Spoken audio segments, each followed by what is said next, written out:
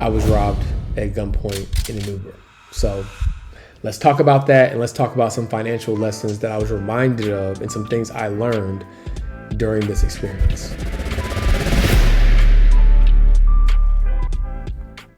Hey, what's going on, guys? Welcome back to another episode of Financial Freedom Fastlane. And always remember, the quicker you get to your dream life, the longer you get to enjoy it. Man, this is an episode I didn't anticipate creating. If you guys watched the last episode, you know that it was all about kind of pushing through the challenging moments, right? I didn't realize that part one, or that there was going to be a part two, if you will, to that episode.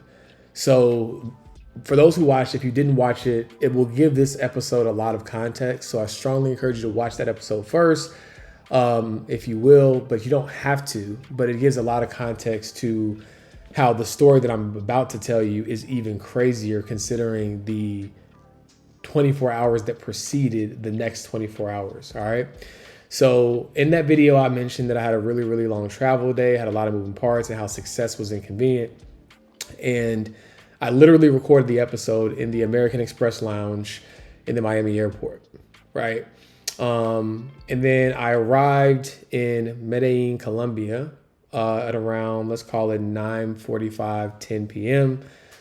And shortly thereafter would ensue one of the wildest experiences I've ever had in my entire life, right? And that experience is I was robbed at gunpoint in an Uber. So let's talk about that, and let's talk about some financial lessons that I was reminded of and some things I learned during this experience. Okay, so here's the story. I'm gonna tell you the story, and then I'll hopefully give you the financial lessons or the lessons learned on the back half of the video, or if I feel ever so inclined, I'll intertwine them throughout the experience. Okay. I get to Medellin, Colombia. Typical stuff. You get your bag, you go through customs, and then you call in, some form of transportation to take you to where you're going. In this case, I called an Uber. It was raining at this point. My phone was only really connecting to Wi-Fi, and so I had to make sure I called the Uber while I was still connected to Wi-Fi in the airport. And then once I left the airport to actually go find the Uber, I didn't have the connection. So I had to make sure I knew exactly where the Uber driver was at so that I could, find him and go to where I was trying to go. And so it took a little while to find the Uber driver, but ultimately I found the Uber driver. And this is, at this point, it's around 10:30 p.m. Eastern Standard Time. And we are headed to the Airbnb where my friend Carter is currently living. And so the ride from the airport is about, let's call it 20 minutes. And so we're riding in the Uber. At this point, I am utterly exhausted given the day that I had leading up to this moment. And I'm just looking forward to being able to sit down, take it easy, and, start to enjoy this trip that I'm on. And so we arrive at the Airbnb, pull up, and within 30 seconds of pulling up, 4 guys hop off motorcycles, guns drawn, and obviously I don't completely understand the language, so they're making demands, which is basically, give me your stuff, right? I'm being robbed at this point inside of an Uber. I don't realize this in the moment, but apparently they asked the Uber driver to take his keys out, and they throw his keys so that he can't drive off or whatever they thought he might try to do. And I'm literally being robbed right outside, right out in front of the Airbnb where Carter is staying. And so they take everything. They take, my watch, my phones. I had 2 because I have the one that I use to record content. Then I have my actual phone. They take my laptop, my book bag. I had some important documents with me because I was out there for work that weren't saved on my computer. Of course, all of my clothes, all of my toiletries. If you watched the last episode, you know this. I traveled my podcast equipment for the first time ever. So I'm lugging around all of this podcast equipment only for it to be stolen upon arrival in Colombia. It's a long list of things. I've obviously left out a ton of things in terms of things that were taken, credit cards, IDs, passports, etc. Right? They take everything. Only thing they don't take are the clothes on my back. I had my Apple Watch on, but because I had a real watch on as well, and I was just kind of using my Apple Watch more so to track my health data, it was turned down, and so it just looked like I had a plastic wristband on. So I did get to keep my Apple Watch, and they didn't recognize my Apple headphones. I have like the over ear ones. I guess that's something that was noteworthy. So they didn't get a chance to take that in the process either. So I walked away with a couple of things, but mainly just the clothes on my back, and most importantly, my life. I did walk away completely unharmed physically, which is a blessing. I'm creating this video not to bring a negative light to the country of Colombia and the city of Medellin. I know this isn't a reflection on their country as a whole. This is my experience. I know some people have had experiences where they maybe have had things stolen from them or whatever the case may be. But this video is not to deter any level of tourism. I'm just sharing my experience so that those who intend to travel there or anywhere can be aware of some of the things that I went through that might be beneficial in their travels as well. The second thing is I'm not looking for Inspector Gadget theories and confirmations on why this happened or how this happened. At the end of the day, I made it back home safely. The things that were taken, but most of them can be replaced. Some of which are things, they are what they are. I won't be able to find those exact things anymore, but most of which can be replaced. And the one thing that is impossible to be replaced, which is my life, I came back with, right? So I'm not here to on theories about, well, did you get set up by the Uber driver or what happened? At this point, it really doesn't matter, quite frankly. So I'm not really putting a lot of effort into that energy. You're more than happy to, deduce whatever you think might have happened from your own experience, but I'm not at a place where I'm pursuing any additional action to retrieve what was taken because I'm just not, right? And I don't know that it'll be a fruitful use of my time. The other thing I'm not doing this for clickbait or to share my negative experience or exploit that negative experience.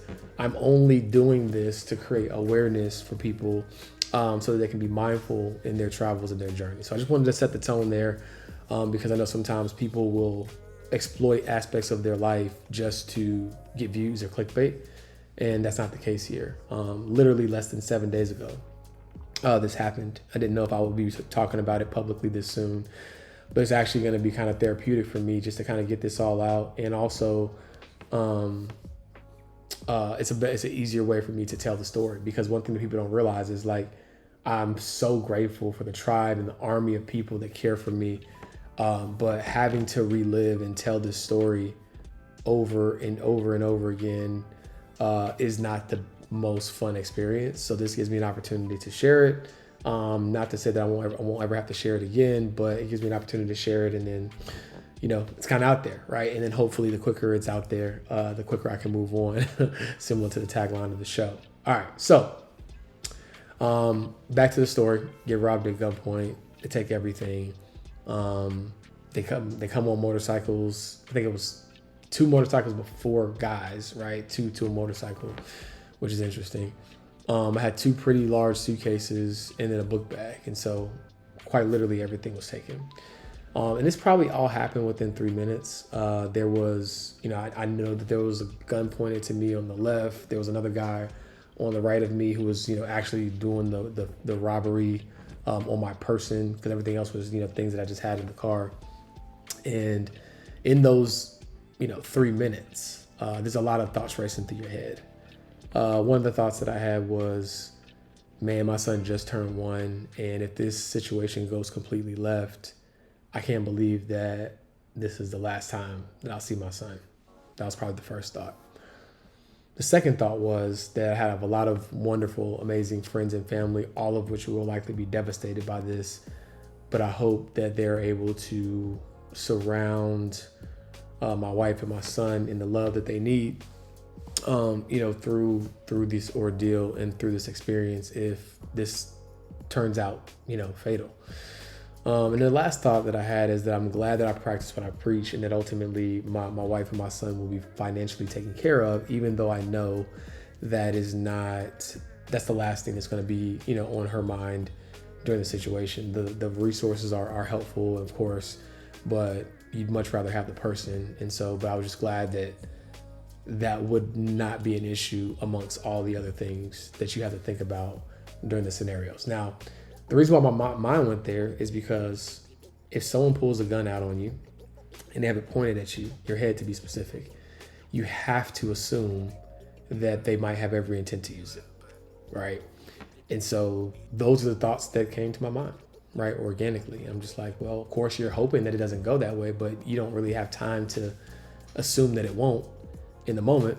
And so those are the thoughts that came to mind, right? In this quick 3-minute span. Felt like a long 3 minutes though, I'll tell you that. It all happens. They end up just taking everything. I don't get physically harmed in any way. And then ultimately probably 30 seconds or so after that is when Carter comes down to greet me because I told him I was close. The last text message that I had, and I didn't even know if they were really going through because my signal wasn't connected, remember? And so like it was just green. For those of you who have iPhone, you know the green messages. It was showing that it may have delivered. I didn't know. And so he had came down, ironically, about 30 seconds after it all had happened. He was wondering why I'm like outside, standing in the rain. And it's because I was talking to the Uber driver about like what just happened. And we were both kind of in a state of shock. And so that is my arrival story into Colombia. After that, anything that I had planned for the trip, business-wise, all that stuff is kind of at this point all on the back burner. The number one priority is figuring out where do we go from here? Because I don't have a passport, I don't have an ID, I don't have money, I don't have anything. Now, granted, the good news is I'm here to see someone who's living here at the moment, right? So naturally, they're going to help me, but you don't know what that looks like in real time. You just feel very vulnerable and stranded, if you will, when all of your belongings are stolen. And so, of course, the first thing I do is let my wife know. I try to, stay very calm because I know that if I sound anxious or sound, distraught, that's only going to exacerbate how she feels. And quite frankly, I was very calm in this situation. I don't know why I was so calm. Maybe just because, there was me being anxious probably wouldn't have made the situation better. But I was just very calm throughout the whole ordeal. And I let her know what was going on, and so that she could communicate with my family as I knew more. And so that next morning, because the police actually showed up that night, we told them what happened. That next morning, they instructed us to make sure that we filed a police report. So we went to the police station, filed the report. Now, mind you, the country and the area that we're in is not super touristy. It's a nice area, which is interesting why this happened, but not super touristy. So, you come to their country, they expect you to speak the language, right? And so there was not a lot of English being spoken. And so trying to navigate this detailed police report in order to let them know what happened, because you have to have this police report in order to go to the embassy, which at this point we didn't know that we had to go to the embassy because they were telling us that with this police report, you would be able to fly. But they recommended going to the airport a day early to confirm and let them know what the situation is so that you can, make sure that you're in good standing. So originally we were going to go that same day, but it was a long day, right? For the night before, then being at the police station for hours, we're like, since we know that you'll probably be good, let's just, go the next morning, right? And then spend the rest of the day trying to do something, productive to get your mind off of things. And so that's what we did. And then the next morning we went to the airport. And then they let us know that you can absolutely not leave the country without a passport, right? Absolutely cannot leave the country without a passport. And quite frankly, to get any version of a temporary passport, you're going to need some form of ID, which I didn't have because my wallet was stolen, had my license in it and my passport got. Now we're just trying to process how we're going to figure this out. I did have my wife and my executive assistant, send over copies of. I think my sister actually had a screenshot of my passport, but send over photocopies of the IDs that I did have, so that hopefully that could serve as what we needed to kind of navigate things in terms of getting paperwork completed. So next day, as I mentioned, we go to the airport. They tell us that we cannot leave the country without a passport. However, we can do a domestic flight to go to the embassy with the police report. So we booked flights that day for 6 a.m. the next day. So that we can fly to the embassy, right, to work through this process of getting a temporary passport. As a matter of fact, as you see right here, it says emergency passport, right? So I got that passport the same day. And originally the time it was supposed to be ready, I would have missed the flight that I booked back home because I had already missed the flight that I was supposed to take because I didn't have all my documentation in order because of just the timeline, right? And so I had booked another flight for later that day assuming that I was going to get the passport earlier that day, which I did. But the time they were originally supposed to get the passport to me, it would have been at the time I should have already been at the airport. And so I just begged. I said, man, you see the police report, man, this has been a nightmare of a trip. Is there any way that we can get this sooner, right? He said he'll see what he can do. He came back. He said, I can get it to you in an hour. And so I ended up getting the passport like around probably 11 a.m. We got to the capital, Bogota, that's how you say it, Bogota, around like 7 a.m. The embassy doesn't open until about 9:15. So we get there, had to find a local place to take a passport photo. Then I go to the visa office to start the paperwork that's needed to get the passport from the embassy. Then we wait about another hour. We get into the embassy. And then that's when we go through the process of trying to get the actual passport. Now, mind you, this is all happening in a very short time period, but it feels like a very long time period, because just imagine how challenging it is. You're not really understanding the language. You're having to try to communicate with people to explain this very, very dynamic story.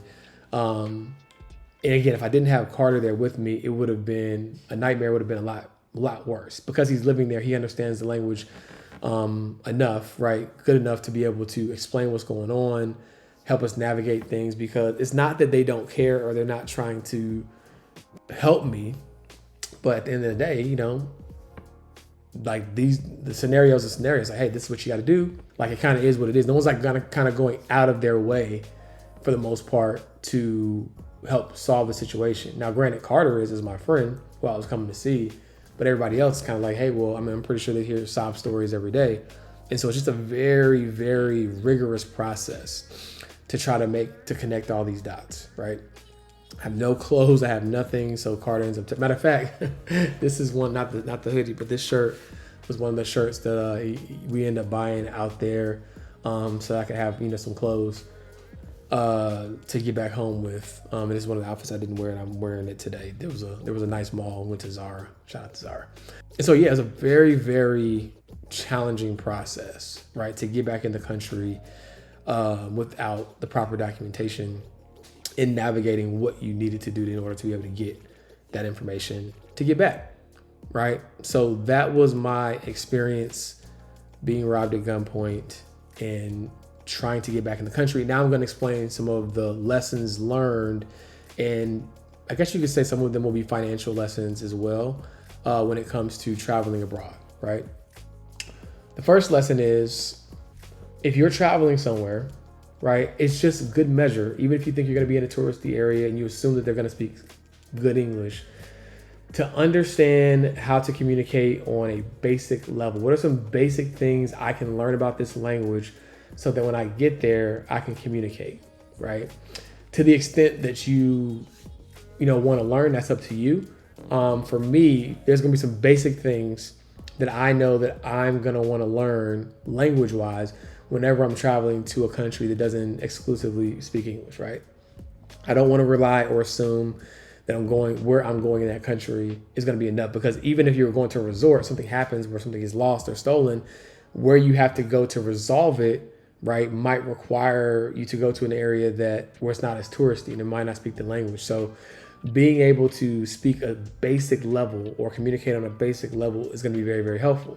Now, what I would say is having like the Google Translate app could be helpful, but what happens in my scenario when everything is stolen, including my phone, right?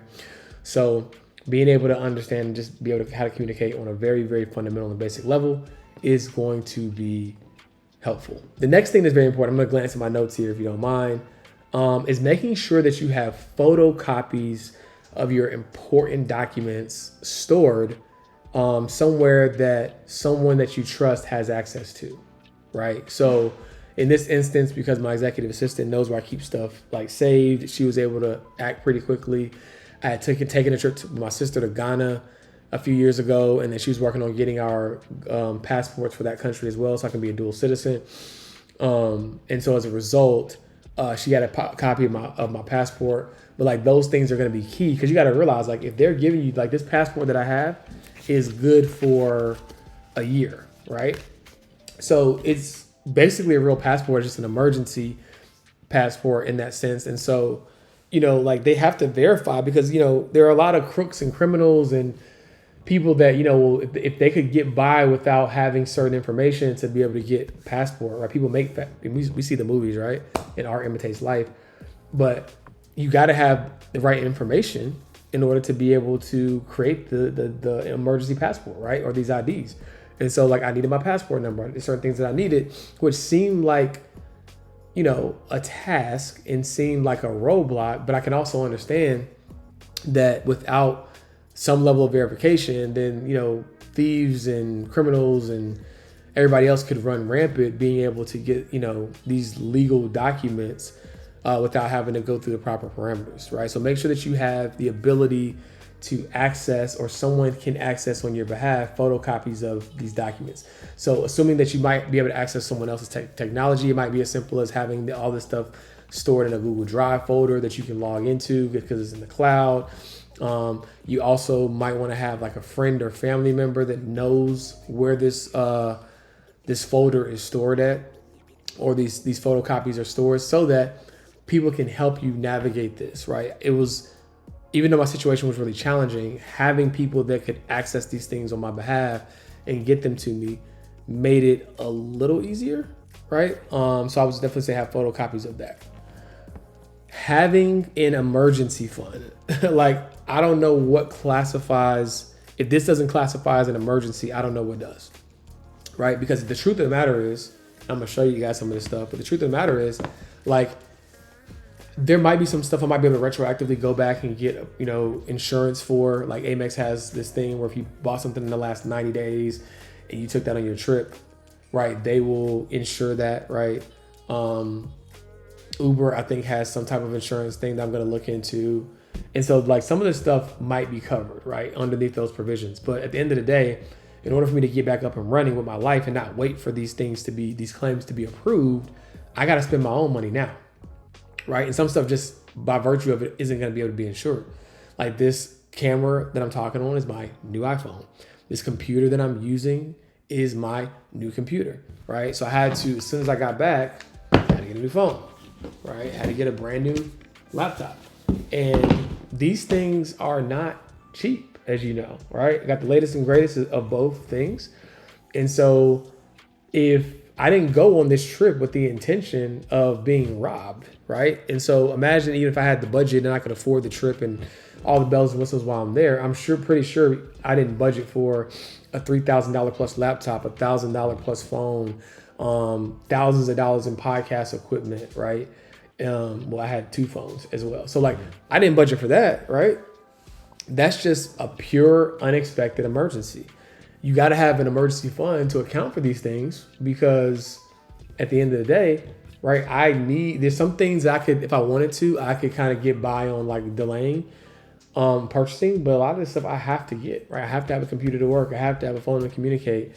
What else? Like all of my toiletries, which wasn't a big deal. My podcast equipment, right? I got to repurchase that. There's just so many little things that were taken and big things.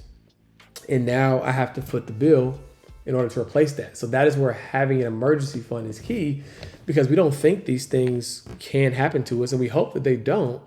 But when and if they do, whether it's something as unfortunate as my circumstances or just unfortunate as something being taken when you weren't there or you losing something, you have to have the resources to be able to replace those things.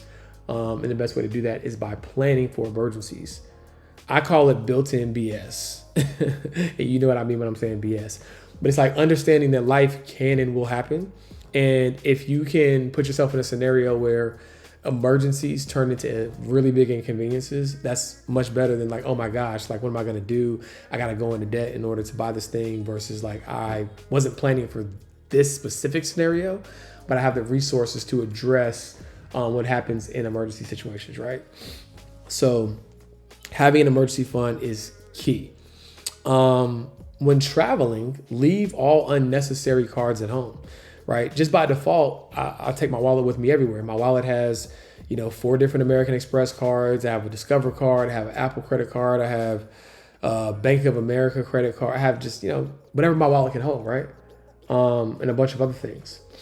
However, when I'm traveling, right, it might behoove me to not have all those, and quite frankly, just in general, because you could lose your wallet in America, right? but not have a bunch of unnecessary cards that you don't need. Especially now with like things like Apple Pay, a lot of those things can live on your device and you can use it that way, right? Because that way, if you lose your device, you can just erase the device, and you might not even have to replace your credit cards, right? In some instances, they might still advise that you do, because these criminals are getting incredibly sophisticated. But if your wallet gets stolen and all you have with you is one main credit card, one main ID, right? That's much less of a pain in the butt than having to go through the process of canceling for like, I think 10 credit cards in all is what I had to end up canceling, right? Very, very big pain in the butt. So try to travel with only the essentials, right? Only the essentials. That's gonna be really key. If you're traveling for business like I was, right? And most of my stuff is always saved, to the computer or the cloud. But every now and then, I'm an old school guy, right? I got some papers, some notebooks. I have like my idea book that I had, a really good book that I was reading. And I had some important documents with me, even some tax documents. And because they don't want those documents, but they wanted my book bag, and they're not going to say, hey, they're not going to be the friendly criminals and say, hey, do you need this? Okay, take this out. We just want this. Not going to happen, right? So make sure that if you're traveling with any important documents that you upload those to like a cloud instead, so that if, even though my computer got stolen, I can still log into my iCloud, right? Now those papers are, gone forever, right? So make sure that you don't travel with like loose documentation. And these are things that you just don't think about, because you think about, having your briefcase or your book bag or whatever and your luggage, and you're going to come back with it, right? But you want to eliminate failure as an option, and you want to mitigate the potential, risk, right? And so the easiest way to do that is to put yourself in a scenario where you're just not bringing it, right? But you can still access it. So upload important documents to the cloud. And while you're at it, if you have a bunch of stuff on your desktop, I know that it's convenient, but unless you have like the backup set up in a way where it can retrieve your desktop files, I strongly encourage you to make sure you have all your stuff stored in some type of cloud storage, whether it's Dropbox or Google Drive or whatever the case may be. Because I did have some quick access files on my computer that I got comfortable with. And as a result, when I log back into my computer, I don't know if I didn't do my backup the right way or whatever the case may be, all those folders are gone. I had some really, really good stuff in some of those folders. And I care about that more than my credit cards being stolen, my wallet being stolen, because all that can be replaced. But those files and those ideas, that's a different story. Yeah, make sure that you back up your computer regularly.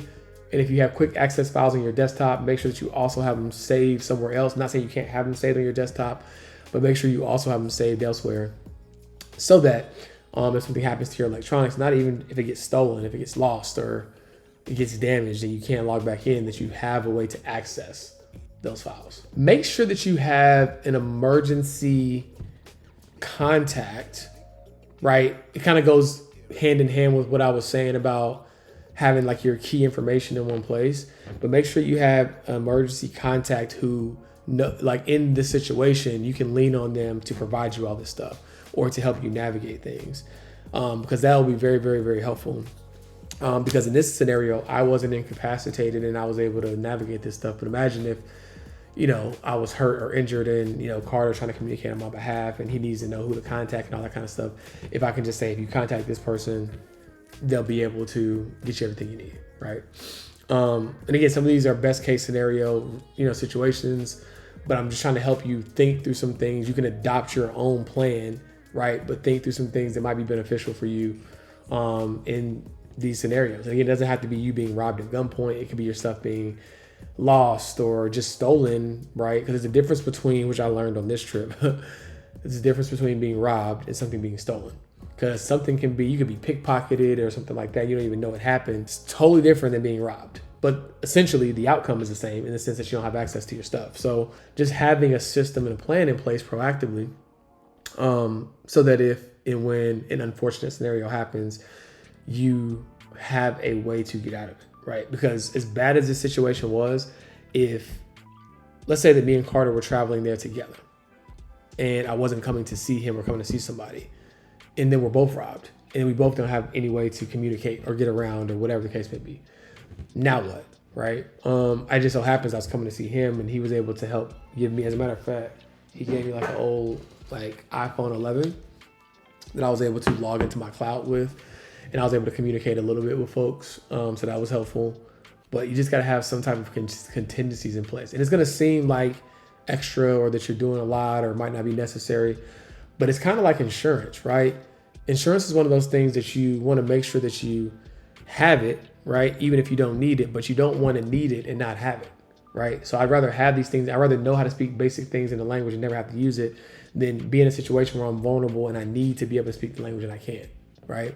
I'd rather make sure that I leave key documents or credit cards or stuff at home that I don't need and go through the process of taking out my wallet every time I travel than to be out of the country and then everything gets stolen. And now I've created a nightmare for myself when it comes time to having to re-up on everything. So it's one of those things where having this system in place for the long run is going to be helpful for you, even though it might seem like some extra steps in the process, right? I didn't have this, but I'm told that like air tags are helpful. It might have been helpful in like the police locating my stuff. So if I would have had like an air tag stored in my book bag or something, I don't have them now. So I imagine that like it's searchable on Find My iPhone, because that's how I was able to like erase my devices. But if I had an air tag, it might have been able to like help me identify where my luggage is at, right? So now, granted, I wasn't going to be Jacques Cousteau or Rambo and try to go find it myself, but I could provide that information to the police and say, hey, look, it looks like my luggage is located here. Can we send someone, right, to go see if we can retrieve this or find out who these people are, right? So I'm going to look into air tags. Definitely look into insurance that you can get on certain items. So, for example, like I had a Rolex with me. And for those of you who are wondering, I came to the airport very modestly. I had on a plain hoodie with no branding on it, some basketball shorts, and some gym shoes, right? I didn't have any jewelry on. I didn't have nothing, right? It was just very, very plain Jane, very basic. So I wasn't attracting any attention to myself. And even if I was, which I wasn't, right? That's like saying it's okay for a man to harass a woman because she's wearing revealing clothes. Right? You can't shift blame to the person who's the victim, right? At the end of the day, a thief is a thief, harassment is harassment. And so, while I wasn't wearing any of those things, I don't think it would have been justifiable had I been wearing those things, right? But for the watch that I did bring, the Rolex, I do have insurance on those types of things. So again, I'll be able to retrieve some of this stuff to the extent what's possible. It might seem like you're paying for insurance for things that aren't necessary, but like, I'd rather you have that insurance and have that protection than you be in a scenario where like this, where something happens and now you're having to spend your hard-earned money to replace everything. And you could have potentially like, paid a deductible or something like that. So I'm definitely going to look into some different forms of insurances. Obviously I have insurance on my life and health insurance and all that kind of stuff, and insurance on like, very expensive stuff. But I think I had insurance on my phone for sure, but I don't think I had insurance on my laptop. So definitely going to make sure I'm insured up all the way in every area. Which brings me to one of my most important points is making sure that you have the appropriate medical directives, estate plan, life insurance, like those types of things in place, because it goes without saying that this situation could have went a different direction, right? It could have been fatal. As crazy as it sounds, I would not be recording this video, right? So I'm very blessed that it didn't go that way. But if it did, right, did I have the proper will, trust, estate plan, medical directives, all those things in place? Yes. And it's very important because we hear these things all the time with, mega celebrities and people who make much more money than I do, who didn't have these documents in place, right? So it's very important that you have these things in place. So in that area, it was more so a reminder that I'm glad that I did. Because when you're young, you think you're invincible and you think that, okay, you have time to address these things. There's people who are much older than me that think they have more time to address these things. And none of our time on this earth is promised.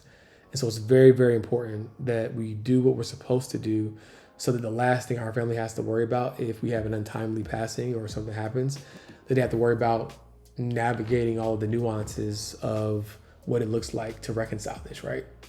That's the last thing that you want. So Guys, thank you so much for tuning in to this video. For everyone who has sent me well wishes, thoughts, prayers, I greatly appreciate you, which is why I'm even recording this video just a week outside of, less than a week, because right now it's, what time is it? 4:50 Eastern Standard Time. So 5 hours from now, a week ago, is when all this happens.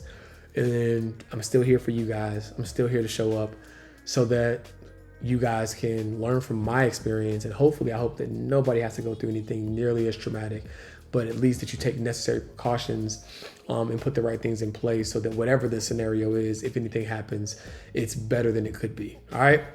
So guys, thanks so much for tuning in.